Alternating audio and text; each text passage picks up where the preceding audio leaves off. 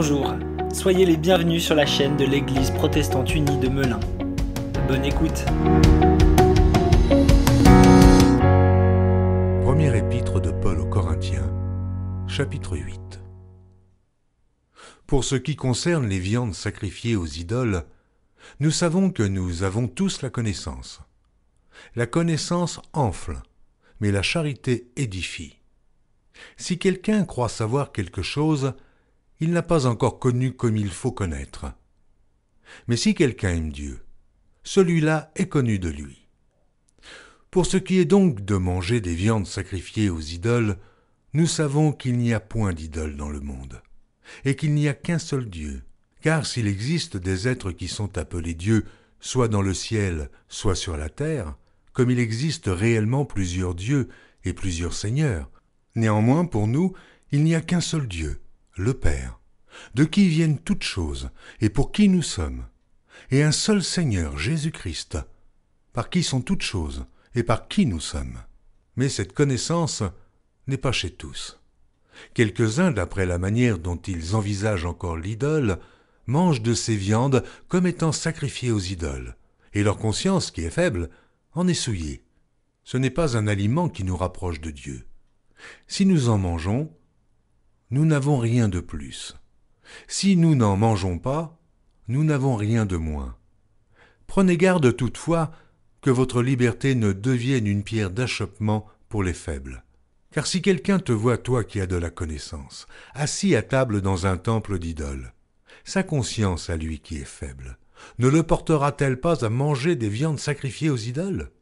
Et ainsi le faible périra par ta connaissance, le frère pour lequel Christ est mort.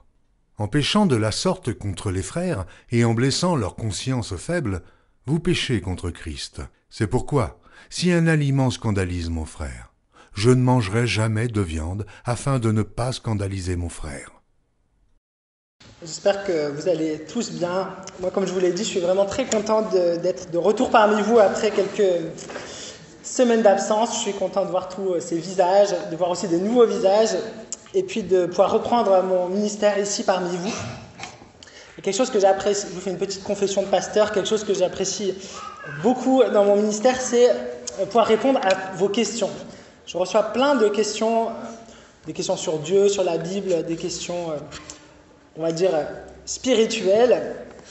Et j'aime beaucoup ça parce que ça me permet moi-même de creuser, d'approfondir certaines questions. Et j'ai remarqué qu'il y a quand même une tendance dans les questions que je reçois, c'est souvent des questions qui commencent par est-il permis pour un chrétien de faire ceci, cela, ou a-t-on le droit de faire ceci ou cela? Et c'est vrai que c'est des bonnes questions parce que la Bible, elle ne répond pas à toutes nos questions concrètes. Et puis la Bible a été écrite il y a entre 2000 et 3000 ans, donc forcément, il y a des questions qu'on se pose aujourd'hui qu'on ne se posait pas à l'époque. Voilà, alors pour répondre à nos questions, faut-il, ne faut-il pas, on a quand même déjà une bonne base, c'est les 10 commandements. Donc si vous vous posez la question, pasteur, est-ce qu'on a le droit de tuer? Non. Voilà. Voler non plus. Mais voilà, il reste toutes ces questions-là. Alors j'ai fait une recherche sur Google. Vous savez, Google, il y a cet outil qu'on appelle la saisie prédictive. On commence à taper un mot, une phrase, et en fonction de ce que les autres internautes tapent, ils nous proposent la suite. Alors j'ai tapé « Est-il permis pour un chrétien de… » et voir un peu qu'est-ce que cherchent les internautes. Et donc je vais vous faire une petite liste de ce que j'ai lu, des questions que se posent les chrétiens, en tout cas les chrétiens de langue française. Alors, a-t-on le droit d'aller en boîte de nuit? A-t-on le droit, c'est une vraie question que se posent les chrétiens, a-t-on le droit de faire la guerre, de fêter Halloween, de jouer au loto? A-t-on le droit de se faire un tatouage? A-t-on le droit de se marier avec un non-croyant, de boire de l'alcool, de fumer? Qu'est-ce que j'ai pas dit? De devenir riche? A-t-on le droit, c'est des bonnes questions, hein? Et celle-là, je l'ai gardée quand même pour la fin, a-t-on le droit de regarder la série Game of Thrones? Vous rigolez, mais vous regardez le nombre d'articles qui ont été écrits par des pasteurs pour répondre à cette question. Game of Thrones, c'est une série avec beaucoup de violence, beaucoup de nudité, de sexe. Donc voilà, les chrétiens se posent la question, c'est légitime. Est-ce qu'on peut regarder ça? Voilà, on se pose plein de questions. On a tous, j'ai pris des exemples, mais je pense qu'on a tous chacun des questions sur nos orientations, sur les choix de vie du quotidien, sur les activités qu'on fait. On se pose des questions. Alors à Corinthe, il y a 2000 ans, donc Corinthe c'est la lettre à qui Paul écrit, il écrit aux chrétiens de Corinthe. La grande question qu'on se posait dans cette communauté-là, la grande question qui divise, qui crée toutes sortes de débats, c'est est-ce qu'on peut manger des viandes qui ont été sacrifiées aux idoles? Qu'est-ce que ça veut dire une viande qui a été sacrifiée aux idoles? Il faut se remettre dans le contexte, à cette époque-là, les chrétiens sont encore minoritaires et la majorité du monde grec, la majorité en tout cas des Corinthiens sont polythéistes, ils sont païens et donc ils adorent tous les dieux de l'Olympe, Athéna, Artémis, Zeus, etc., etc. Chaque dieu a son temple et la pratique religieuse la plus courante consiste à faire des offrandes, donc à sacrifier des animaux pour les dieux. Donc pour obtenir la faveur d'un dieu, par exemple, on allait sacrifier un mouton ou un lapin ou je ne sais quoi. Mais en fait, ils ne sacrifiaient pas tout l'animal, c'était surtout les entrailles. Et puis la viande, elle se retrouvait soit sur les marchés, soit dans les temples pour des repas, ou bien dans les maisons, etc. Et on peut dire que quasiment la seule manière de consommer de la viande, c'était de manger cette viande-là, qui avait d'abord été à l'origine sacrifiée pour une idole, c'est-à-dire pour un faux dieu. Et donc les chrétiens se posent la question, et c'est une bonne question, est-ce qu'on peut ou pas manger cette viande, sachant qu'elle a été quand même à l'origine sacrifiée pour un idole, et bien entendu, Dieu est le seul Dieu, et donc combat l'idolâtrie. Alors que va dire Paul ? Que répond Paul ? Et vous allez voir qu'à travers cette réponse, vous aurez la réponse, en fait, à toutes les questions quasiment que vous pouvez vous poser, qui commencent par « Est-il permis ? A-t-on le droit ?» Donc, vous avez bien fait de venir ce matin. Alors, donc pour ce qui est de manger des viandes sacrifiées aux idoles, nous savons qu'une idole n'est rien dans le monde et qu'il n'y a qu'un seul Dieu. Donc, en résumé, Paul dit « oui ». Oui, vous le pouvez. Pourquoi vous le pouvez ? Parce que vous savez, vous avez suffisamment de foi pour savoir qu'il n'y a de Dieu que Dieu, que les idoles n'existent pas, et donc, si vous mangez de la viande, même si elle a été sacrifiée aux idoles, pour nous, ce n'est que de la viande.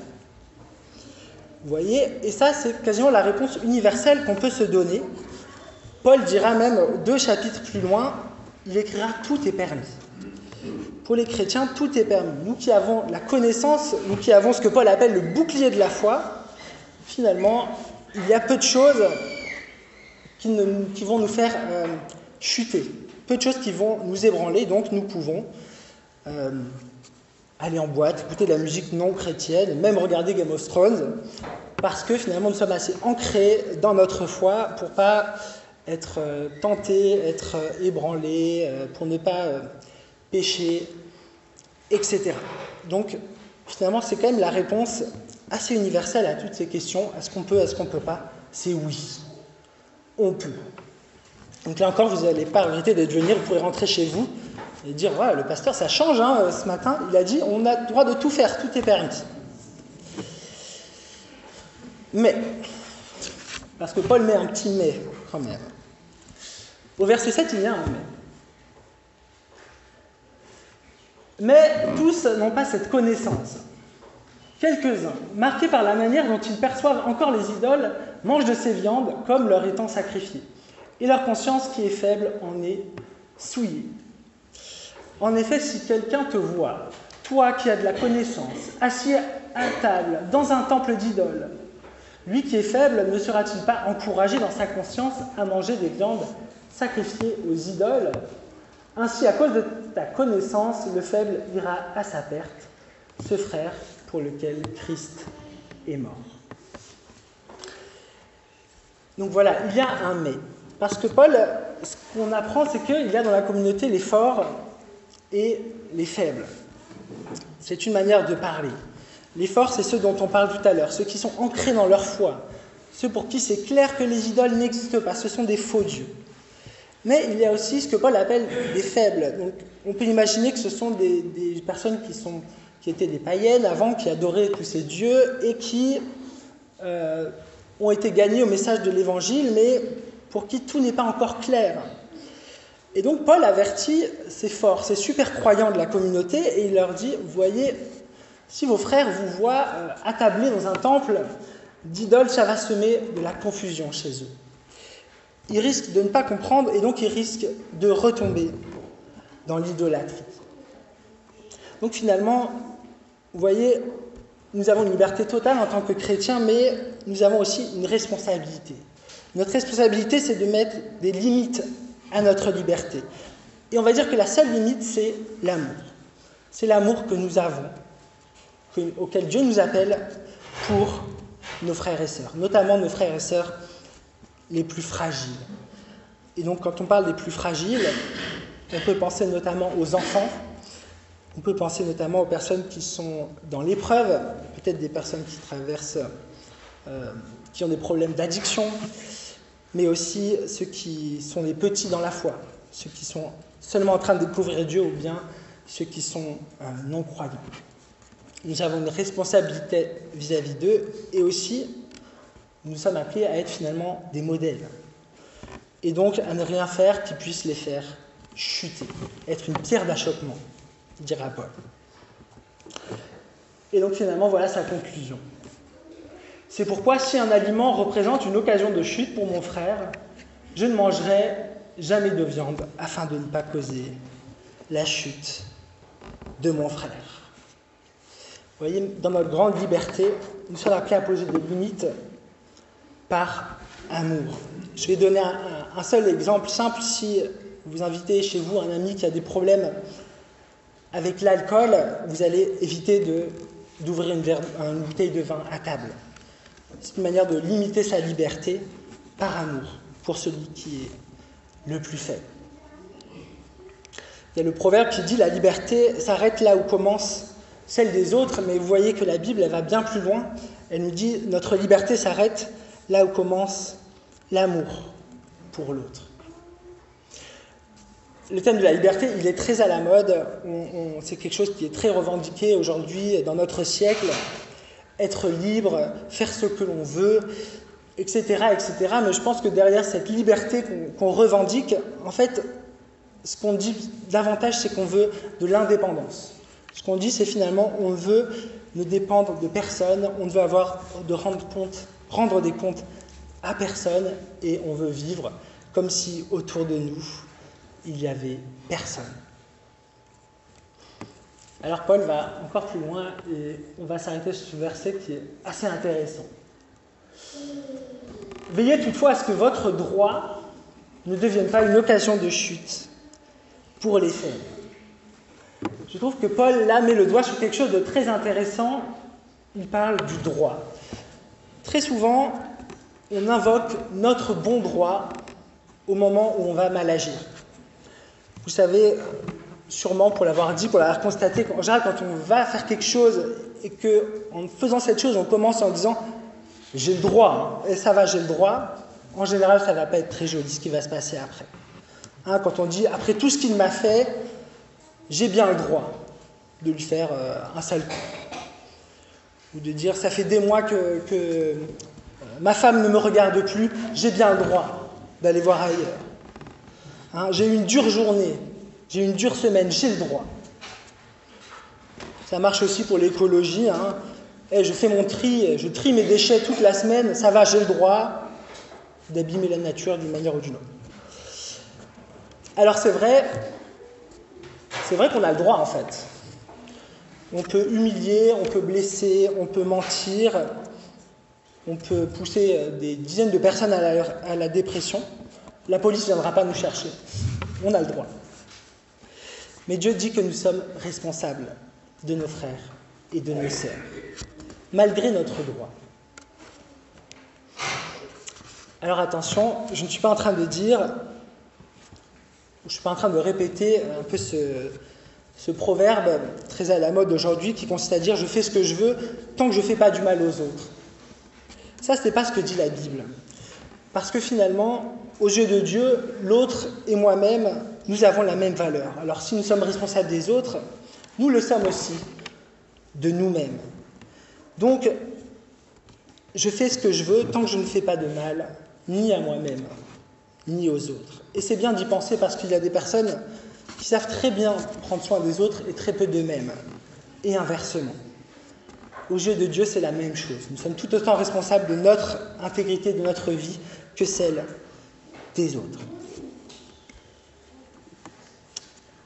Alors on va conclure et peut-être résumer avec ce passage. Je vous ai dit que Paul disait « tout est permis ». C'est au chapitre 10. Il y a un « mais », encore une fois. Tout est permis, mais tout n'est pas utile. Tout est permis, mais tout n'édifie pas.